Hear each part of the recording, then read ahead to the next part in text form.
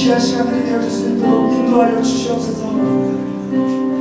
사랑 아래가 많으신 주님 은혜와 사랑을 감사합니다. 오늘도 우리를 사랑하여 주시고 우리에게 예배할 수 있는 마음, 하나님 앞에 나올 수 있는 귀한 시간들을 허락하여 주심을 감사합니다.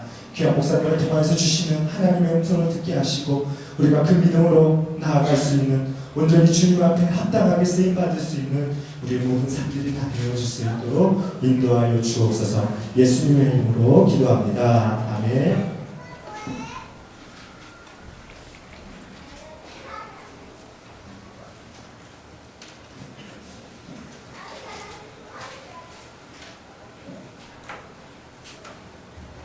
하나님의 말씀 출애굽기 1장 15절부터 22절까지의 말씀입니다.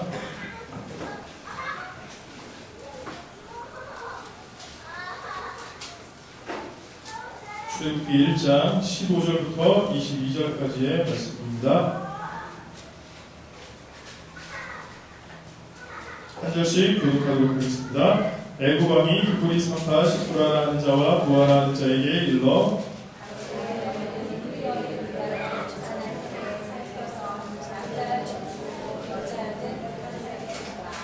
그러나 산파들이 하나님을 두려워하여 애굽 왕의 명을 어기고 남자를 살린지라.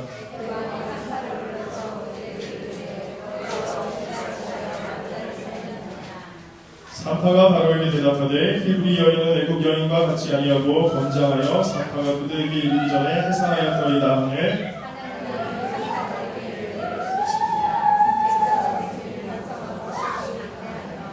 산파는 하나님을 경외하였으므로 하나님이 그들의 집을 왕성케 하신지라.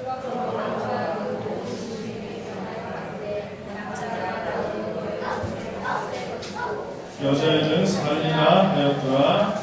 아멘. 제가 3주 동안 감기에 굉장히 심하게 걸려서 목소리가 지난번에 저희한테 하나도 나오지 않았는데 그런 경험은 처음이었어요. 제가 20평생 살아오면서 목소리가 안 나온 적은 처음이었어요. 정말 멕시코에서 많은 경험들을 하는 것 같아요. 그리고 이 감기가 약이 안 나요. 한국에서 어머님이 지난달에 오시면서 약을 종류별로 그냥 이만큼 가지고 있어요. 목감기, 코감기, 몸살감기, 종합감기 엄청나게 가지고 있었는데 그걸 그냥 열흘 넘게 먹어도 낫지도 않고 멕시코 약도 먹어도 낫지도 않고 장로님 주신 하나 먹으니까 그래도 감기는 좀 낫는 것 같은데 목소리가 이상하게 이번 감기는 목소리가 이렇게 안 나더라고요. 여러분들 중에 혹시 또 감기 걸리신 분이 계실지 모르겠는데 약도 안 들으니까 감기 걸리지 않도록 조심하시기 바랍니다. 건강하게 한절기 잘 보낼 수 있게 되기를 바라겠습니다. 자, 어느 책에서 여자란 어떤 존재인가 라는 것을 보았는데 거기서 여자를 이렇게 이야기를 하고 있어요. 여자란 유아기에는 사랑하고 보살펴 주는 것을 원하고 유년기에는 재미있는 것을 좋아하고 10대에는 열광하는 것을 좋아하고 20대에는 낭만을 좋아하고 30대에는 칭찬 듣는 것을 좋아하고 40대에는 남들이 이해하고 공감해 주는 것을 좋아하고 50대에는 현금을 좋아합니다. 공감이 되십니까? 혹시 여러분 중에 세대를 초월해서 아니야 현금이 최고야 이런 분은 없으시겠죠? 네. 오늘 우리가 여자에 대해서 한번 이야기를 하려고 합니다. 여자에 대해서 이야기를 나누려고 하는데 오늘 본문에 등장하는 이야기가 바로 두 여인에 관한 이야기입니다. 하나님을 경외한 여인 두 명의 히브리 산파의 이야기를 우리가 살펴보고 그런데 이 여자들이 단순한 여자의 이야기가 아니에요. 지난번에 제가 한번 말씀드렸는데 당시에는 여자는 정말 사람 취급도 못 받을 정도로 그렇게 비천한 취급을 받았던 존재들이었어요. 그런데 바로 그런 시대에 절대 권력자인 바로 왕보다도 하나님을 더 두려워했던 남자들보다도 더 위대했던 믿음의 두 여인의 이야기를 우리가 살펴보려고 합니다. 이 두 여인의 믿음의 이야기를 하기에 앞서서 먼저 당시의 이스라엘 백성들의 상황에 대해서 우리가 알아봐야 될 것 같아요. 여러분들도 잘 알고 계시겠지만 이스라엘 백성들은 하나님의 선택을 받은 백성이었어요. 선민들이었다. 하나님으로부터 선택받은 백성. 그런데 오늘 본문인 출애굽기 1장에서 보여주는 이스라엘 민족의 모습은 선민의 모습, 하나님으로부터 선택받은 백성의 모습이 전혀 보여지지 않고 있습니다. 본문이 보여주는 이스라엘의 모습은 하나님의 백성의 모습이라기보다는 애굽의 백성, 아니 애굽의 백성이라고도 할 수 없을 정도로 애굽의 노예의 모습을 우리에게 보여주고 있습니다.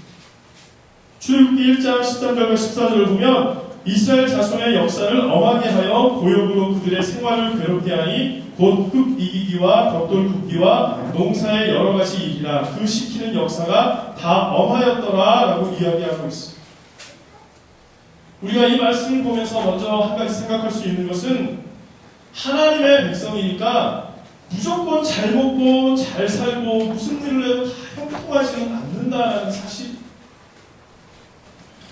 안 그럴 수도 있다는 사실을 우리가 인정해야만 한다는 겁니다.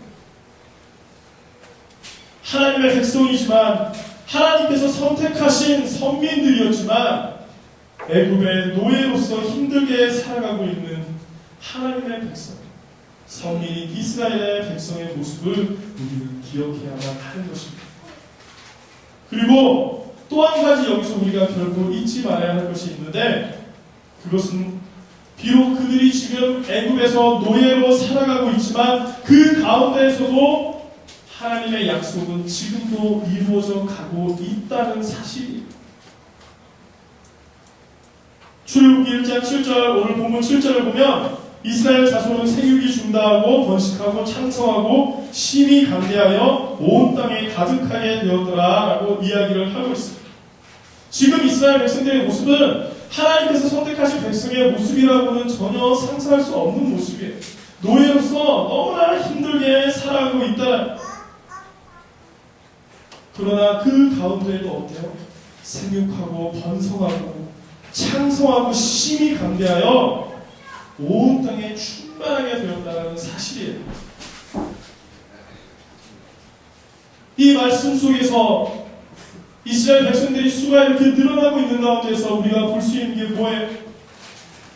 하나님의 약속은 여전히 유효하고 그 약속 속에서 이스라엘이 살아가고 있다는 사실을 발견하게 되는 것입니다.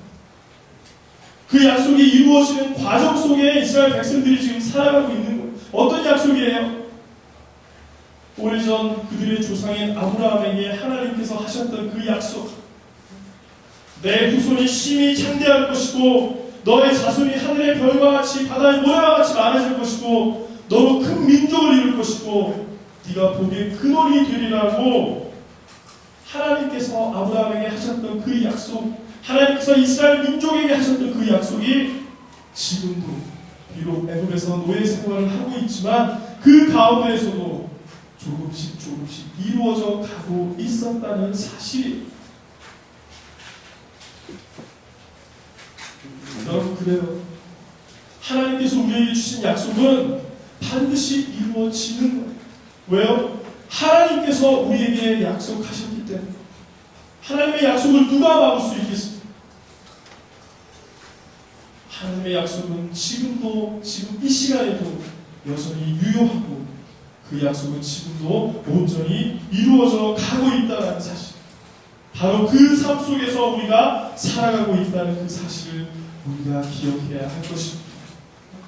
나에게 주신 그 말씀이, 나에게 주신 그 언약이 반드시 이루어질 것이라.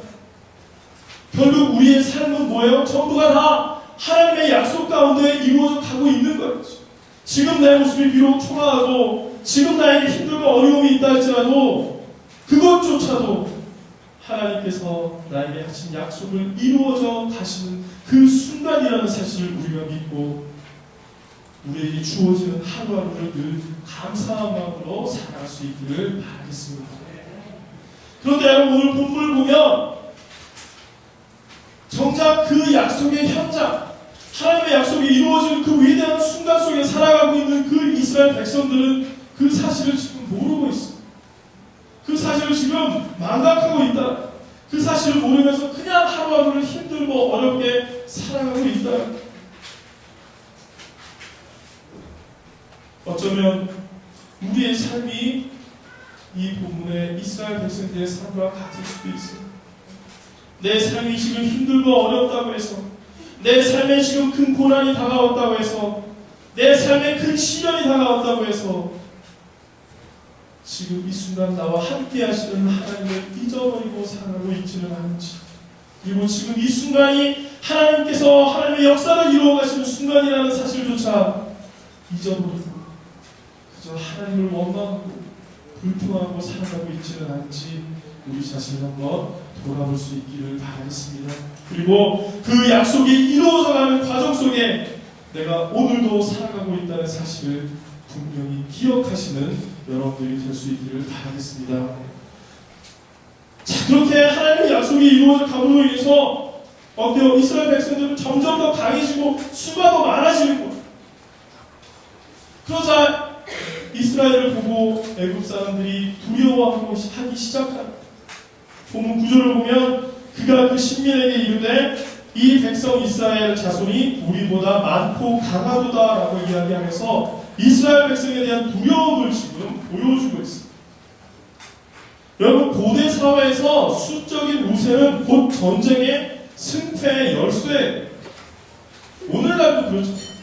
여러분, 지난주에 우리 중국에서 선교사님들하고 동아시아 선교회 이사 목사님들 오셔서 말씀해 주셨는데, 중국이 지금 세계 거의 중심으로 지금 올라가고 있어요. 왜 그래요? 인구가 많아서. 다른 이유는 거의 없어요. 사람이 많기 때문에. 제가 몇 년 전에 고등학교 다닐 때 그 얘기를 하셨어요. 우리 고등학교 선생님이. 앞으로 20년 후에 중국이 세계 중심이 될 것이라고. 그리고 중국이랑 전쟁하면 이길 나라가 없다라는 거예요.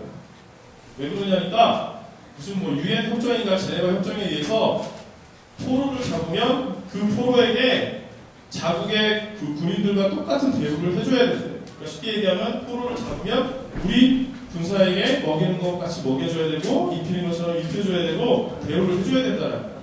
그런데 중국이랑 전쟁을 해서 중국이 그냥 인구의 한 3분의 2 정도를 그냥 항복시켜갖고 투합시켜버리면 그 사람들 다 먹여 살릴 수가 없다는 거예요. 그래서 중국이랑 전쟁하면 이길 나라가 없다는 거예요.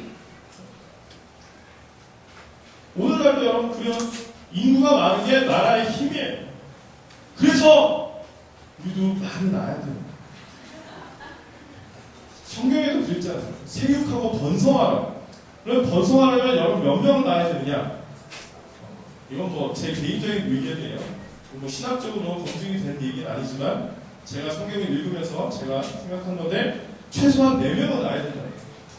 왜냐하니까 남자하고 여자하고 만났어요. 둘이잖아요. 둘이면 둘만 낳으면 뭐예요? 본전이에요. 하나를 더 낳아야 되는 거예요. 생육하고 번성하려면 하나를 더 낳아야 돼요. 그래서 셋을 낳아야 되는데 셋만 놓으면 딱 좋아요. 모든 사람들이 다 셋 놓을 수 있으면 얼마나 좋아요. 그런데 저희 가정처럼 셋을 낳고 싶어도 안 되는 가정이 있어요. 그리고 오늘날 부유한 부부도 많이 있어요. 한국에서 저번에 제가 한참 저희 가정이 임신이 안 될 때 제가 막 그 임신에 대해서 막 여러 가지 조사 찾아보고 어떻게 하면 일이 잘 되나 이런 거 알아보고 그럴 때 불임 가정이 한국에서 16%인가 그렇게 된다고 하더라고요. 그러니까 5가정 중에 하나는 불임 가정이라는. 그러니까 아이를 정말 낳고 싶어도 못 낳는 가정이 있어요. 그러니까 그런 가정까지 생각해서 하나를 더 낳아서 넷은 낳아야 돼요. 여러분, 지금 넷이 안 되시는 분들은 가능하시면 열심히 노력하시기 바랍니다. 그래서 꼭 4명 이상 낳으셔야 돼요. 이게 신학적으로 검증된 거냐 그렇게 따지지 마시고 그냥 제 생각이니까. 어쨌든 오늘날에도 이렇게 인구가 많은 것이 나라의 힘인데 그 당시에는